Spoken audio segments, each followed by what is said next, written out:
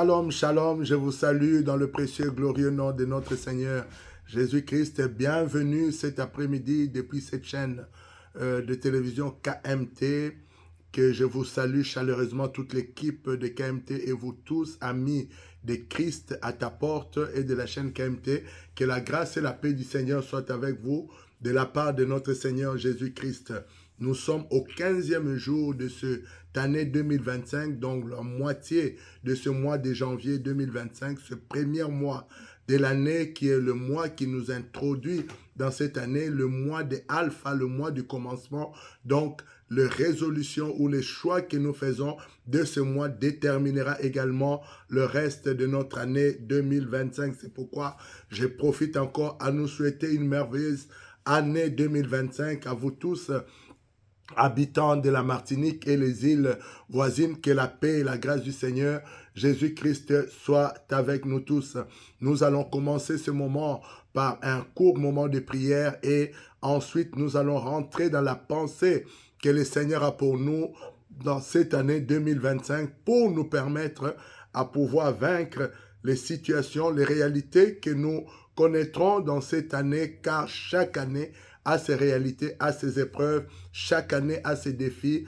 Une année restera une année, même lorsque on pourra se dire bonne année ou te souhaiter tous les vœux le meilleur. Alors je t'invite là où tu es d'incliner ton cœur entre la présence du Seigneur, de prier pour toi-même, de prier avec moi pour la Martinique, de prier pour ta famille, de prier pour tous ceux qui te sont chers, de recommander ce moment entre les mains du Seigneur.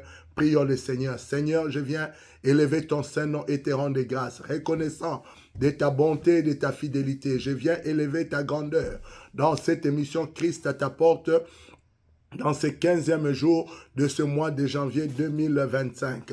Ma prière, ô Dieu, pour la Martinique, pour les autorités, pour une personne qui nous suit, pour sa santé, pour sa famille. Ô Seigneur de gloire, accorde dans cette année la paix, la joie, le bien-être. Accorde dans cette année le succès, la réussite, ô Dieu de gloire.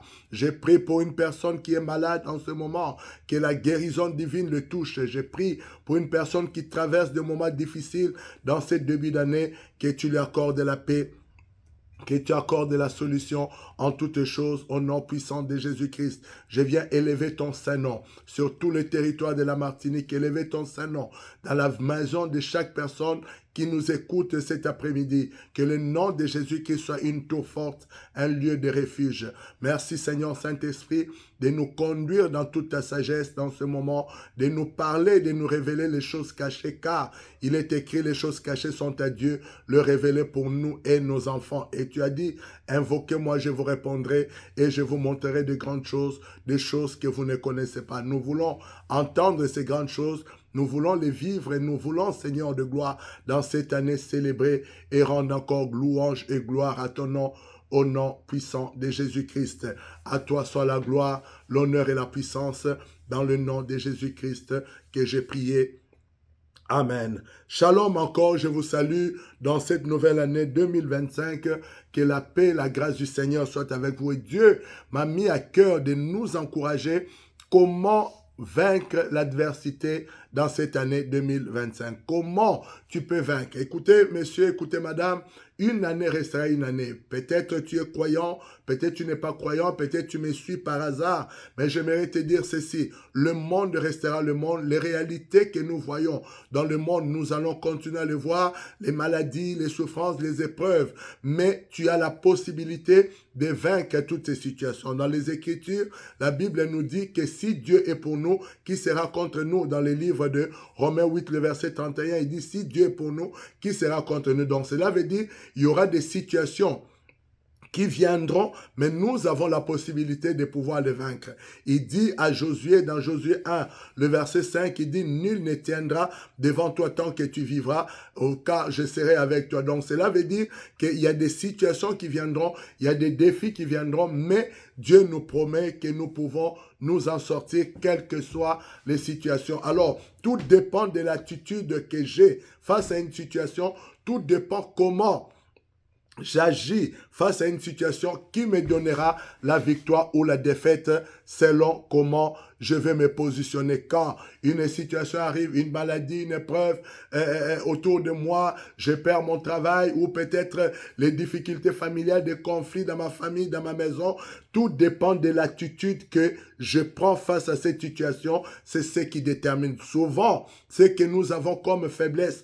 Étant des êtres humains, quand une situation arrive, je prends un exemple, même une maladie arrive, au lieu d'agir pour être guéri, souvent nous réagissons à la maladie. Or, chaque réaction à une situation ne résout pas la situation, mais crée un autre couloir de situation. C'est pourquoi Dieu nous appelle non à réagir face à des situations, mais à pouvoir agir.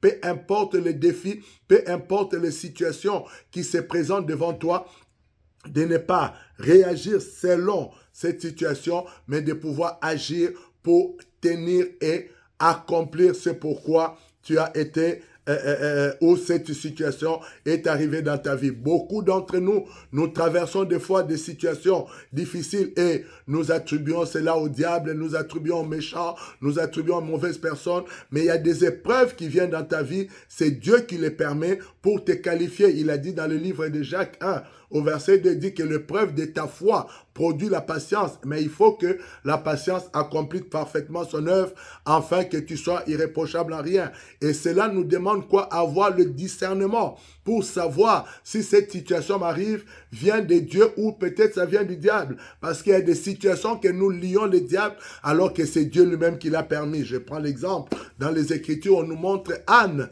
cette femme qui était stérile. On nous montre Sarah qui était stérile. Et la Bible nous dit, même Rebecca, la Bible nous dit que ces 3 femmes ont été stériles parce que c'est l'Éternel qui les avait rendues stériles. Il y a des situations qui sont dans ta vie. Il y a des moments où tu ne vois pas l'abondance, où tu ne vois pas la réussite, ou même cette maladie, on prie, mais la guérison ne vient toujours pas. Ne te décourage pas, ne va pas chercher des solutions intermédiaires, ne va pas chercher des solutions magiques ou autres pour sortir de la situation, tu vas plus t'enfoncer. Mais il suffit tout simplement de revenir à l'Éternel pour savoir pourquoi Dieu permet cette épreuve, pour savoir pourquoi Dieu n'a pas répondu à la prière de guérison, pourquoi Dieu n'a pas répondu à ma délivrance. Certainement, Dieu est en train de nous enseigner quelque chose pour nous amener à l'aboutissement. Alors, j'aimerais t'encourager dans cette année 2025, comment vaincre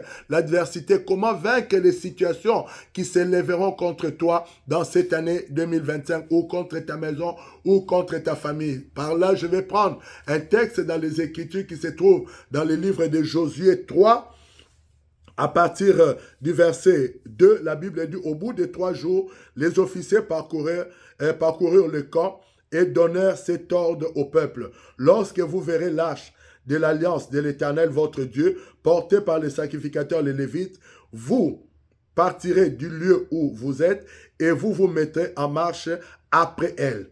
Mais il y aura entre vous et elle une distance d'environ 2000 coudées. Ne vous en approchez pas, elle vous montrera le chemin que vous devez suivre, car vous n'avez point encore passé par ce chemin. Josué dit au peuple, sanctifiez-vous, car demain l'Éternel fera des prodiges au milieu de vous. La Bible dit, alors que le peuple est à Sétim, ils doivent traverser le Jourdain. Et le Jourdain est une situation, c'est une adversité qui est devant eux. Le Jourdain, c'est un ennemi qui est devant eux. Ce qu'eux, ils ont besoin, c'est d'aller de l'autre côté du Jourdain. Mais comment aller de l'autre côté du Jourdain sans traverser le Jourdain? Ils n'ont pas de bateau, ou du moins même s'ils se mettaient à le faire, ça prendra beaucoup de jours et ils ne pourront pas traverser au moment. Mais voici, face à ces défis, que nous tous, le Jourdain, dans cette année, pour toi, peut être une maladie. Le Jourdain, dans cette année, peut être le chômage. Le Jourdain, dans cette année, peut être des difficultés dans ton foyer, des difficultés avec tes enfants, peut-être dans ta vie professionnelle. Ça peut être pour toi les Jourdains. Et comment traverser ces Jourdains? Comment sortir de cette adversité? Comment arriver à atteindre l'objectif dans cette année 2025? C'est une année qui vient de commencer. Bien que tout ce qu'on t'a dit, peut-être tu as été, on t'a lavé, on t'a donné des bains, je ne sais pas, on t'a dit que voici, tu auras beaucoup de chance cette année. Laisse-moi te dire quelque chose, toutes ces choses sont éphémères. Peut-être tu es chrétien ou chrétienne, croyante dans ton église, évangéliste, ton apôtre, ton prophète t'a prophétisé cette année, c'est ton année de ceci, c'est ton année de cela. C'est une bonne chose, je ne suis pas contre ça, mais il y a des choses qui sont importantes que tu dois connaître qui te permettra à vivre véritablement ce que peut-être ton prophète a prophétisé, ton pasteur, l'apôtre ou autre. Mais j'aimerais te dire, il y a un moyen de pouvoir vivre ces choses et de les voir véritablement s'accomplir. Ici, Josué, la Bible dit, ils ont parcouru le camp et ils ont dit au peuple, quand vous verrez l'âge, quand vous verrez l'âge, il y avait une situation, il y a le Jourdain. Et de l'autre côté du Jourdain, ils vont aller dans la terre promise. Mais comment atteindre, comment réussir mon année 2025, comment réussir tout ce que j'ai à faire avec toute l'adversité qui est devant moi? L'apôtre Paul dit, une porte efficace mais ouverte, mais il y a beaucoup d'ennemis ou beaucoup d'adversaires.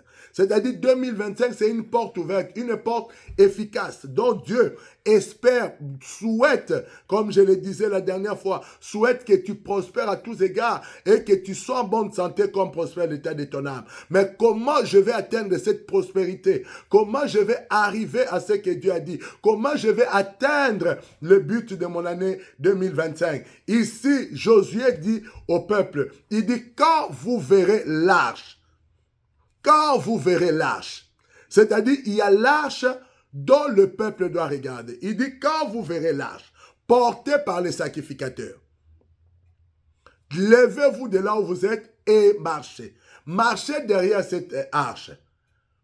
Ne vous en approchez pas, car l'arche vous montrera la route. Ici, j'aimerais mettre un point. Josué ne dit pas au peuple que ce sont les sacrificateurs qui vont montrer la route. Par là, je ne condamne personne, je n'attaque personne.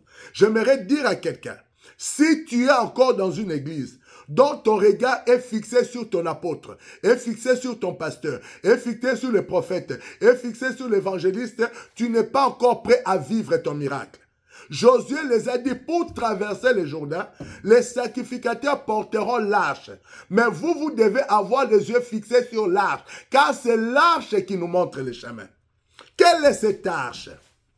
Quand on parle dans la composition de l'arche, on verra qu'à l'intérieur de l'arche, on trouvait la manne.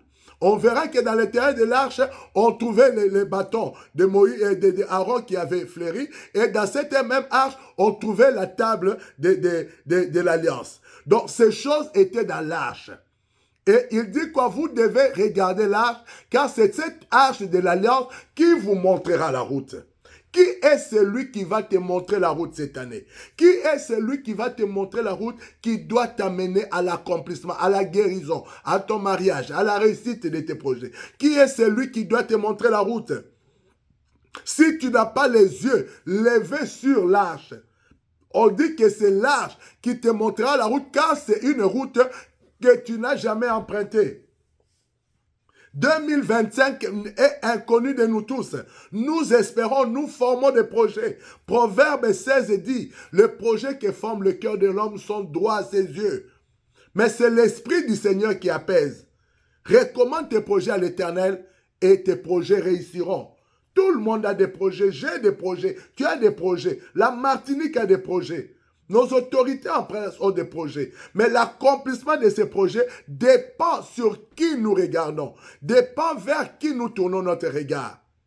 Dépend de celui qui détient la solution par rapport à ces projets. Si je n'ai pas les yeux vers celui qui a la clé de l'accomplissement de ces projets, malgré tout ce que je peux souhaiter, malgré tout ce qu'on peut me souhaiter, malgré tout ce qu'on peut me dire, rien ne pourra changer. Josué les a dit. Il dit, quand vous verrez, c'est-à-dire quand vos yeux seront en mesure de voir l'arche, non de voir les sacrificateurs, non de voir simplement l'apôtre, non de voir simplement les prophètes, non de voir simplement le pasteur, docteur ou autre, mais de voir qu'est-ce que l'apôtre porte.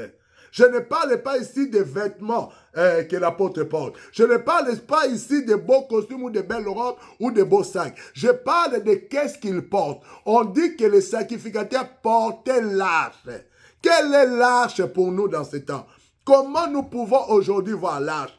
L'arche dans notre temps, c'est ce que nous croyons que nous appelons Jésus-Christ. Il est l'arche dans notre temps que nous devons regarder et nous devons suivre. Car il est celui qui nous montrera le chemin. Pourquoi? Parce que la Bible dit, au commencement était la parole et il est cette parole. Il est la parole faite chair et la parole qui doit nous montrer la route. Il dit, ta parole est une lampe à mes pieds, une lumière sur mon sentier.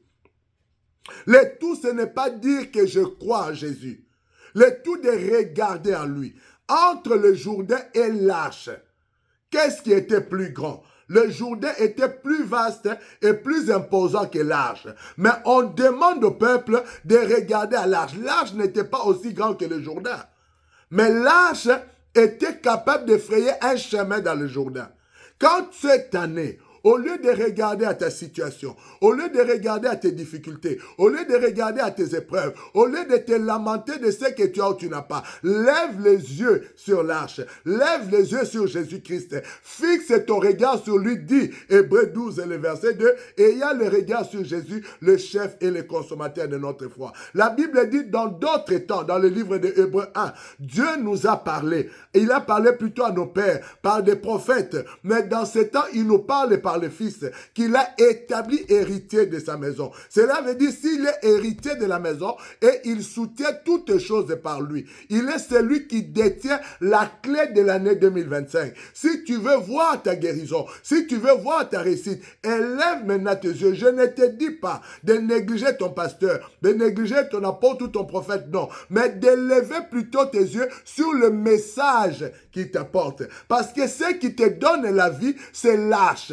Ce qui te montre le chemin, c'est l'arche. C'est pourquoi tu dois t'assurer quel est le genre de message que tu écoutes cette année. Quelle est la prédication que tu entends. Quel est l'enseignement que tu écoutes. Car c'est cet enseignement qui te montrera la route. Car c'est cette prédication qui te montrera le chemin. Il ne suffit pas simplement qu'on prophétise sur toi. Qu'on te dit que cette année, tu vas réussir, tu vas commencer des entreprises, tu vas faire ceci, tu vas faire cela. Même si on te dit, on te prophétise que c'est ton année, tu auras une entreprise prospère, mais tu dois quand même apprendre la gestion des finances. Si tu n'es pas un bon gestionnaire des finances, même si on te prophétise que ton entreprise sera prospère, ça peut prospérer un mois et tomber le mois d'après parce que tu es un mauvais gestionnaire. Si tu mélanges par exemple ton capital avec ton argent de poche, ton entreprise tombera en faillite. Donc il y a quand même des choses que tu dois apprendre. Tu peux être chef d'entreprise, mais tu dois apprendre la gestion des finances. Tu dois apprendre la rigueur. Tu dois prendre de la discipline. Toutes ces choses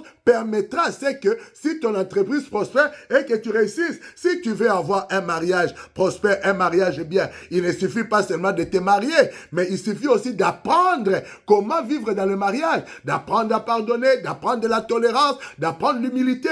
Tout ça contribuera à ce que tu aies un bon mariage. Si peut-être tu as besoin d'une bonne santé, il faut apprendre certaines choses. Peut-être il y a des choses que tu as négligées dans le temps passé qui ont fait que la maladie est venue vers toi. Qu'est-ce que je peux apprendre aujourd'hui à éviter dans le temps à venir pour que je ne puisse plus tomber malade? Donc vous voyez, toutes choses que Dieu te donne, il ne te donne pas simplement pour que tu l'aies comme ça, mais il veut que toi et moi, nous arrivons à comprendre pourquoi Dieu nous donne telle ou telle chose. Quand Dieu te donne un miracle, il veut que tu dois comprendre pourquoi tu as ce miracle. Quand Dieu te donne une guérison, il veut que tu comprends pourquoi tu as été malade et pourquoi il t'a guéri. Si tu n'as pas la lecture, si tu n'as pas la compréhension de ça, demain, la situation reviendra encore. C'est pourquoi il les a dit, levez vos yeux vers l'arche, regardez à l'arche. Cette année, tu dois avoir le regard sur la parole de Dieu, car c'est la parole de Dieu qui est la vie, car c'est la parole de Dieu qui est la lumière.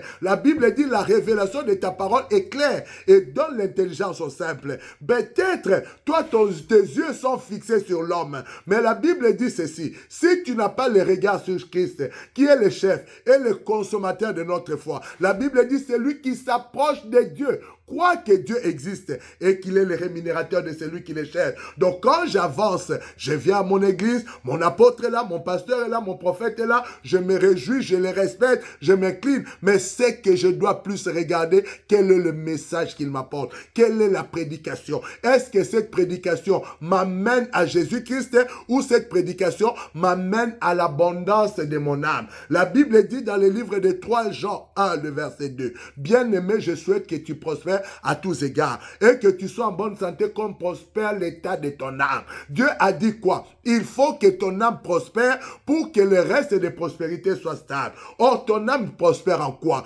Ton âme ne prospère pas avec de belles voitures, ton âme ne prospère pas avec de belles maisons, mais ton âme doit prospérer dans la connaissance de la parole. Ton âme doit prospérer dans la connaissance de Christ. Il dit le peuple est détruit par faute de connaissance. Quelle connaissance tu as de Jésus-Christ aujourd'hui? Quelle connaissance tu as de la parole aujourd'hui? Je ne parle pas des paroles que nous récitons. Je ne parle pas des paroles que tu vois sur Facebook et que toi aussi tu partages. Je parle de l'intimité que toi-même tu as avec la parole. Combien de temps tu passes pour méditer la parole? Combien de temps tu passes dans la prière? Combien de temps tu réécoutes la parole ou la prédication du dimanche? Et cette parole-là t'amène vers quoi? Laisse-moi ce passage dans le livre de Deutéronome 13.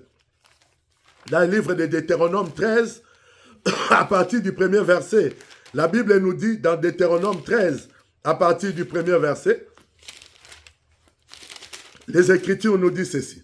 Si s'est levé au milieu de toi un prophète ou un songeur qui t'annonce un signe ou un prodige et qu'il y ait accomplissement du signe ou du prodige dont il t'a parlé en disant allons après d'autres dieux et d'autres dieux, des dieux que tu ne connais point et servons-le. Tu ne l'écouteras pas les paroles de ces prophètes ou de ces songeurs, car c'est l'Éternel votre Dieu qui vous met à l'épreuve pour savoir si vous aimez l'Éternel votre Dieu de tout votre cœur, de toute votre âme.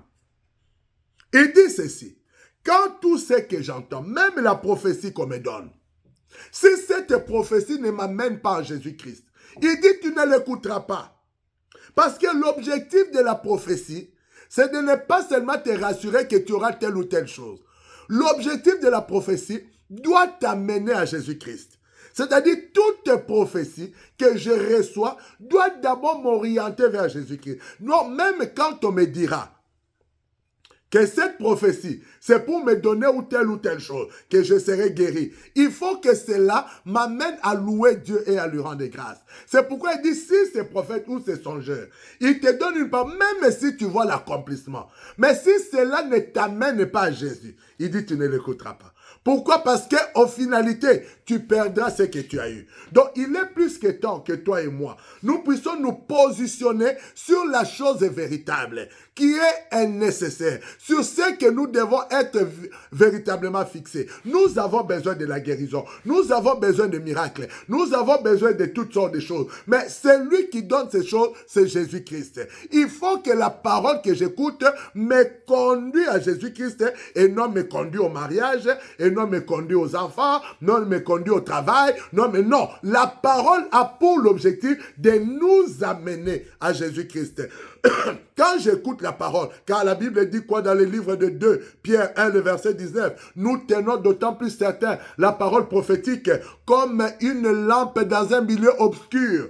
Il dit, nous tenons d'autant plus certain la parole prophétique comme une lampe au milieu obscur, jusqu'à ce que l'étoile vienne monter à nos cœurs et que le jour du Seigneur s'élève. Donc la parole prophétique doit m'amener à ce que Christ soit levé dans mon cœur, que la journée du Seigneur soit levée, c'est-à-dire le miracle ou l'accomplissement de cette parole doit amener la gloire à mon Dieu. Ne doit pas amener la gloire au prophète, ne doit pas amener la gloire au pasteur, ne doit pas amener la gloire à l'apôtre, ne doit pas amener la gloire à l'évangéliste, mais cela doit amener la gloire à Dieu. Car tout ce qui amène la gloire à l'homme, sache que Dieu n'est pas dedans. Parce que la Bible dit Dieu ne partage pas sa gloire. Tout ce qui doit arriver dans la vie d'un homme doit d'abord donner gloire à Dieu. Si cela donne gloire à l'homme, fais attention à ça. Parce que tout ce qui donne gloire à l'homme, cela t'amène à devenir un idolâtre parce que tu vas adorer la créature au lieu d'adorer le Créateur. Or, nous sommes appelés à adorer le Créateur et non la créature. Or, si la créature devient plus importante que le Créateur, donc nous devenons, la situation devient plus dangereuse. Nous voyons combien de gens sont même éloignés de la parole de Dieu, mais tout ce qui compte pour eux, c'est ce que le prophète a dit, c'est ce que l'apôtre a dit, c'est ce que le pasteur ou l'évangéliste a dit. Non, c'est d'abord ce que Dieu a dit, parce que la Bible dit au commencement Dieu doit rester le suprême, Dieu doit rester au-dessus, et tout ce que tu dois recevoir comme miracle, comme guérison, comme prodige, doit d'abord honorer Dieu, doit d'abord célébrer Dieu, doit amener la louange à Dieu dans ta vie, et non amener la louange à un homme. J'aimerais t'encourager dans cette année 2025 à faire attention à ce que tu vas entendre, à ce que tu vas voir. La Bible dit ceci dans le livre de Exode 23 au verset 20. Il dit dans Exode 23, à partir du verset 20, si vous me permettez, je vais le prendre pour nous.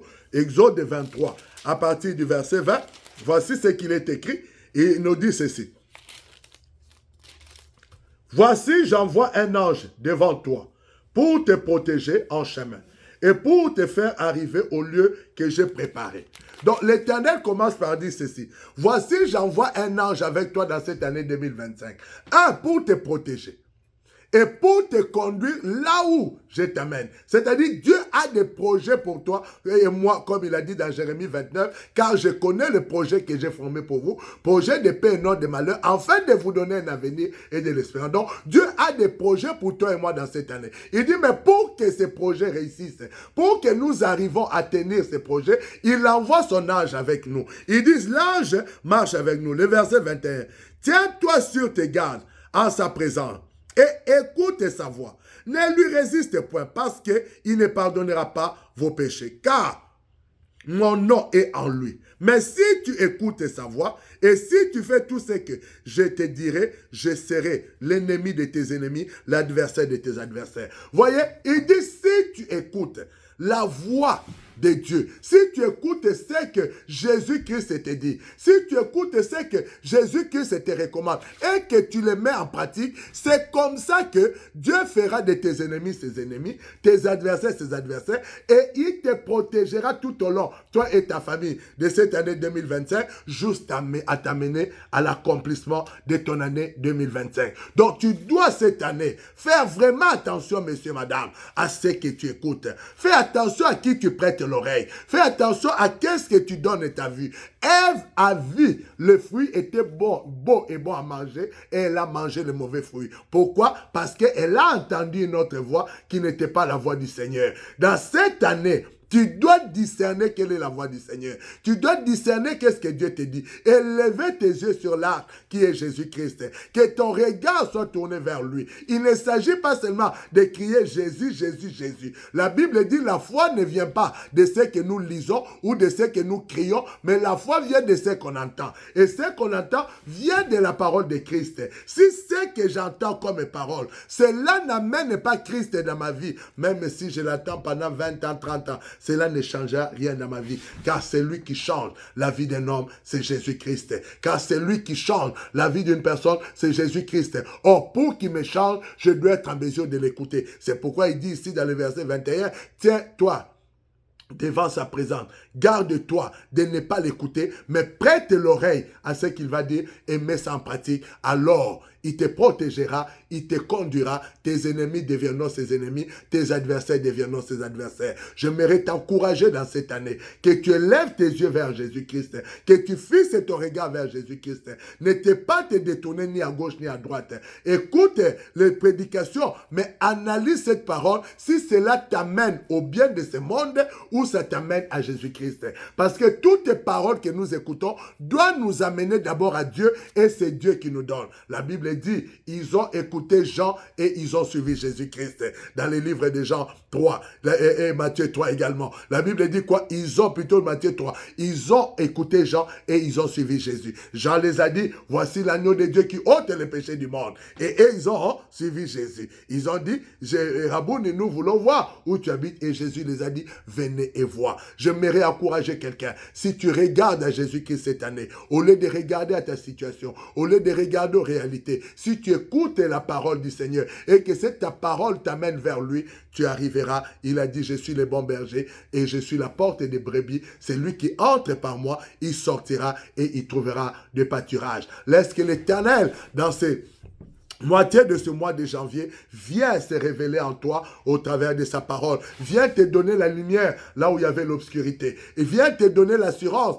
là où il y avait les inquiétudes. Vient te donner la paix là où il y avait les tumultes. Vient te donner la santé là où il y avait la maladie. Vient te donner un miracle là où le besoin se fait ressentir. Vient te donner une délivrance là où tu as besoin de la délivrance. Que la main de l'Éternel agisse sur toi aujourd'hui par la puissance et le pouvoir de cette parole. Que tu reçois, oh, j'ai dit, la vue, que tu reçois la restauration, que tu reçois la vie et la délivrance et la guérison dans le nom puissant de Jésus-Christ. Que le feu du Saint-Esprit vienne te toucher, rentre dans ta maison et amène la restauration, la paix dans le nom puissant de Jésus-Christ.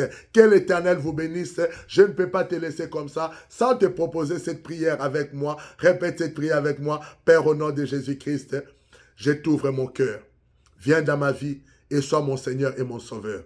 Pardonne mes péchés et accepte-moi pour que je sois reconnu comme un enfant de Dieu. Au nom de Jésus-Christ. Amen.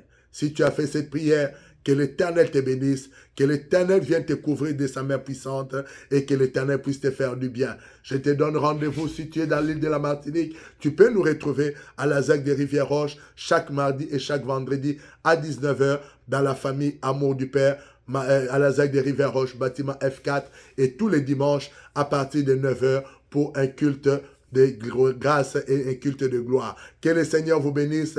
À très bientôt dans cette émission Christ à ta porte et encore une merveilleuse année 2025 à toi, à ta famille, à toute ta maison. Au nom puissant de Jésus-Christ. Amen.